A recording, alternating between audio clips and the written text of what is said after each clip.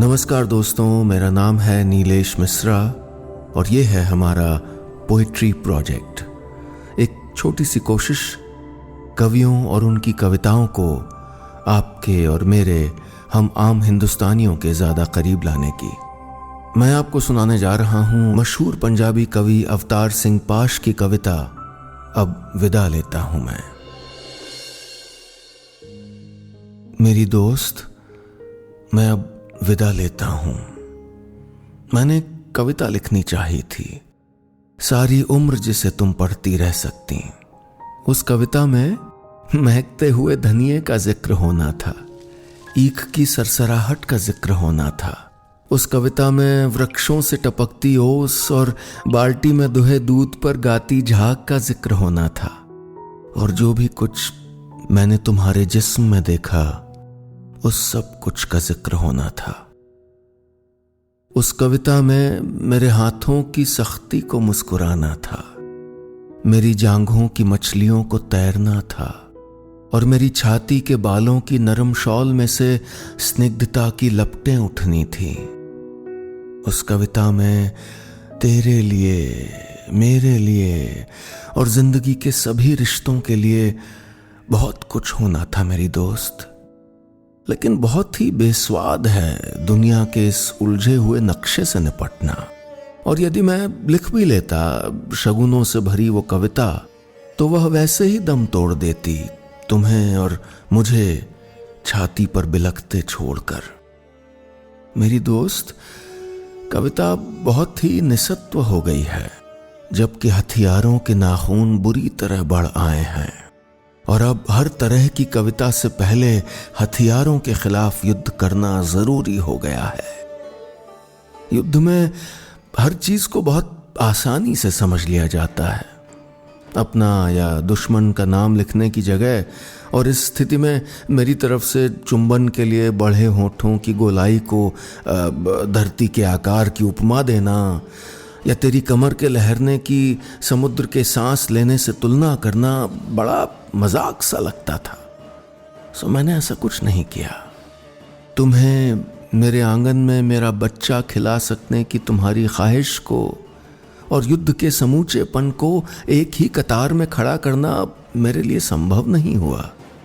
और अब मैं विदा लेता हूं मेरी दोस्त। हम याद रखेंगे कि दिन में लोहार की भट्ठी की तरह तपने वाले अपने गांव के टीले रात को फूलों की तरह महक उठते हैं।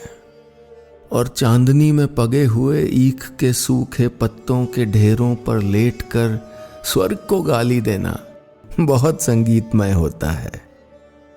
हाँ, यह हमें याद रखना होगा, क्योंकि जब दिल की जेबों में कुछ नहीं होता, याद करना बहुत ही अच्छा लगता है। मैं इस विदाई के पल शुक्रिया करना चाहता हूं उन सभी हसीन चीजों का जो हमारे मिलन पर तंबू की तरह तनती रहीं, और उन आम जगहों का जो हमारे मिलने से हसीन हो गईं। मैं शुक्रिया करता हूं अपने सिर पर ठहर जाने वाली तेरी तरह हल्की और गीतों भरी हवा का, जो मेरा दिल लगाए रहती थी तेरे इंतजार में। रास्ते पर उगी हुई रेशमी घास का, जो तुम्हारी लरजती चाल के सामने हमेशा बिछ जाता था। टीनों से उतरी कपास का, जिसने कभी भी कोई उज्र न किया और हमेशा मुस्कुराकर हमारे लिए सेज बन गई। गन्नों पर तैनात पिद्दियों का, जिन्होंने आने जाने वालों की भनक रखी। जवान हुए गेहूं की बालियों का, जो हमें बैठे हुए न सही लेटे हुए तो ढकती रहीं। मैं शुक्रगुजार हूं सरसों के नन्हे फूलों का, जिन्होंने कई बार मुझे अवसर दिया तेरे केशों से पराग केसर झाड़ने का। मैं आदमी हूं, बहुत कुछ छोटा छोटा जोड़कर बना हूं, और उन सभी चीजों के लिए जिन्होंने मुझे बिखर जाने से बचाए रखा, मेरे पास आभार है। मैं शुक्रिया करना चाहता हूं। प्यार करना बहुत ही सहज है, जैसे कि जुल्म को झेलते हुए खुद को लड़ाई के लिए तैयार करना, या जैसे गुप्तवास में लगी गोली से किसी गुफा में पड़े रहकर जख्म के भरने के दिन की कोई कल्पना करे। प्यार करना और लड़ सकना जीने पर ईमान ले आना मेरी दोस्त, यही होता है।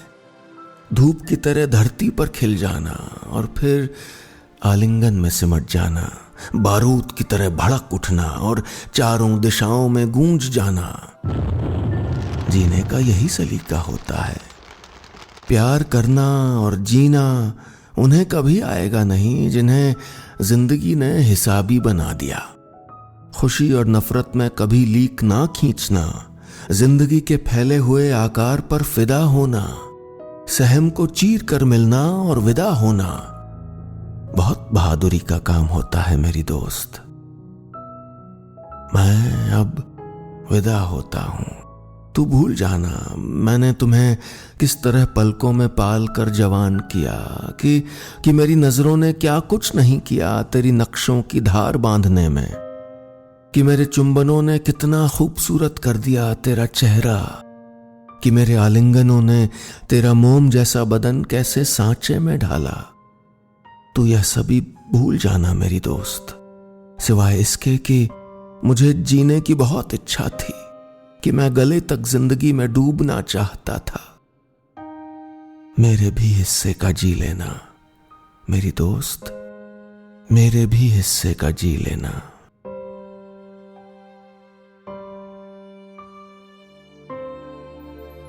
दोस्तों, पोइट्री प्रोजेक्ट में ये थी मशहूर पंजाबी कवि अवतार सिंह पाश की कविता अब विदा लेता हूं।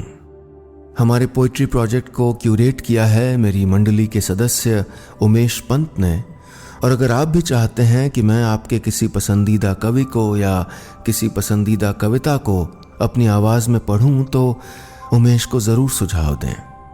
पोइट्री प्रोजेक्ट से आप ट्विटर, फेसबुक और यूट्यूब पर जुड़े रहिएगा। मैं जल्द ही फिर मिलूंगा आपको एक नए कवि और एक नई कविता के साथ। बहुत बहुत शुक्रिया।